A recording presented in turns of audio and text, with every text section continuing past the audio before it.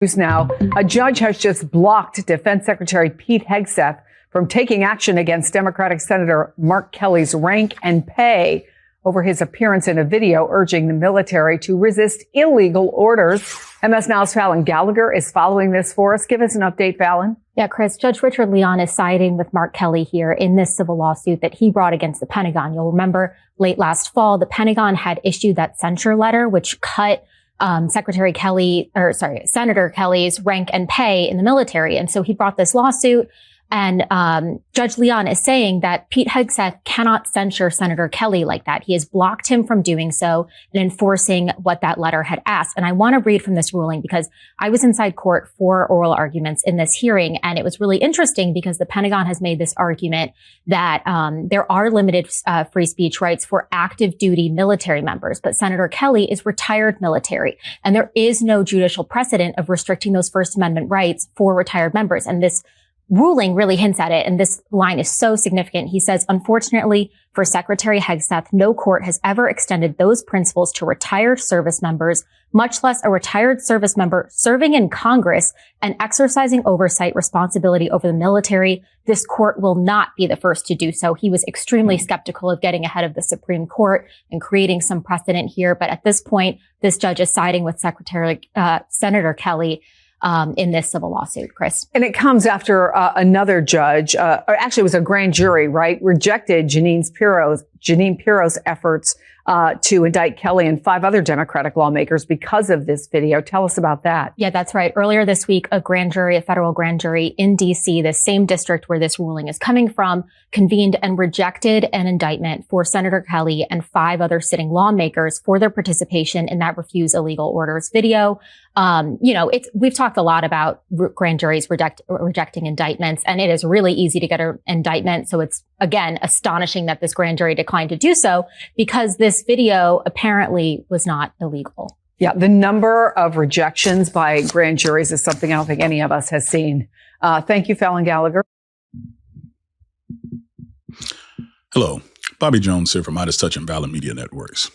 The clip you just saw refers to the latest battle in what many experts are now calling law warfare. Now, for those who may not know, law warfare is this unique thing that the Trump administration is making the bedrock of its administrative enablers, for lack of a better term. Now, before we even get started, I am not a lawyer. There are plenty of lawyers on YouTube that can break down all of these various things. However, I do know a lot about warfare, psychological and the different elements of physical warfare. And the reason that this term combines legal and warfare is because it is literally fighting a war on many people, to include Americans, to include immigrants, civil rights that the current administration wants to move away from in order to enact a more centralized way of American government. So let me get into a little bit of this, and then I'm going to show you the prime example of why the founding fathers structured our government the way they did. So what is exactly law warfare? Well, law warfare basically breaks down into some major components. First, you use the legal process to create political leverage. What we mean by that is Trump has gone out to various entities, whether we're talking higher education, whether we're talking local state government, whether we're talking businesses, and has gone out of his way to say, we will sue you. My Department of Justice, led by this crazy lady, Pam Bondi, has basically said, if you don't comply to what we want, we are going to come after you through the court systems, through my prosecutors. Now, not only is that unheard of, right? You have many organizations where this has worked because the sheer weight of the federal government coming after a single entity is pretty significant. Just ask the universities that basically bent the knee. Just ask people like, companies like Netflix and Paramount and all these mega companies who want to either acquire another company or do something that will enable them to make more money. All of them have had to pay tribute just because of the threat of legal processing. Then the other piece of this too is Where that may not work, using the Department of Justice as the primary arm to threaten investigations, going into people's personal records like tax forms, tax files, all of those things that have been actually threatened by the DOJ. And what's amazing about this is they're not doing this covertly. They are going out of their way to publicize as a warning, almost like, a head that's on a stake from medieval times when you walk into a town and say, hey, this is what happens if you do not agree with us.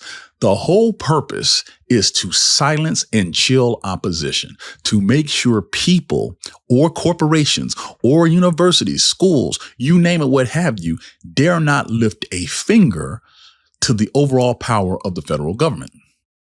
So let's get into the specific example I want to talk about. Senator Mark Kelly versus Secretary of Defense Pete Hegseth. This actually went to court, and the third branch of the United States government got to weigh in, the judiciary. And this week, a federal judge rejected the argument of Pete Hegseth. And it's a significant ruling because it does a few things.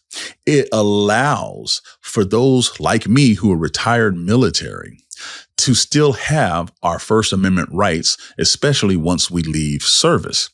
Just because we're in the military on active duty and we can't say anything does not mean that that ban on our freedom of speech lasts the entire time we're on this planet.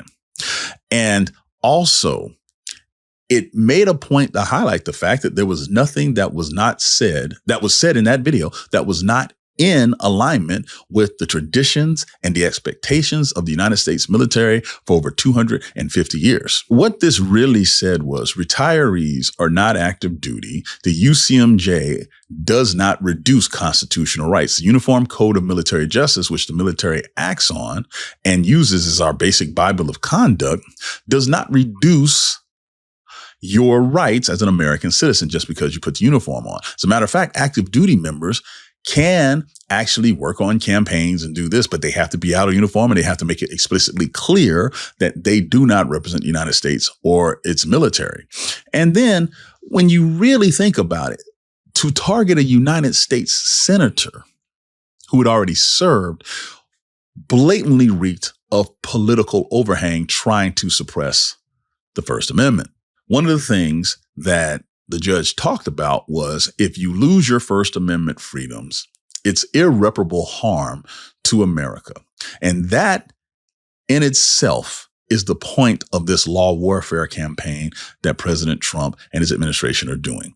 They do not want American citizens to exercise their constitutional rights if it interferes with what they're trying to do. So we saw the First Amendment attacked under Mark Kelly. We now see the Second Amendment, the right to bear arms that America is known for all over the world. We're seeing the Trump administration go after that after the Alex Preddy killing in Minnesota. Now, mind you, Donald Trump and the right for the longest time have said that it's going to be Democrats and the left that takes your guns. And the second you have a situation where a Second Amendment comes up and it's in the way of Trump's agenda, they go after the Second Amendment. Now they're saying, don't bring a gun to D.C. Did you see the Proud Boys march through D.C. with weapons when they were all for Trump? I can go down the list. But the First Amendment, Second Amendment, Fourth Amendment, when it comes to warrants and illegal searches and seizures, because ICE needs to just kick in doors and do whatever they want, they're going after that amendment too. Every amendment that gets in the way of the agenda has been cast aside, and lawfare is how they're doing it. So what should you be mindful of if you're an American citizen in dealing with Trump administration and the Department of Justice? Well, you have to know your rights. Political speech is strongly protected. Heck, it's one of the main reasons the country was founded. Veterans who have earned the right to speak up should speak up, but understand that they are looking at you with a microscope. And then, most importantly, that just because you serve an entire career in the military does not mean you should lose your rights. Lawfare has been very effective for President Trump in the private sector. He has made literally hundreds of millions of dollars threatening companies and corporations. However, The United States Constitution applies directly to people.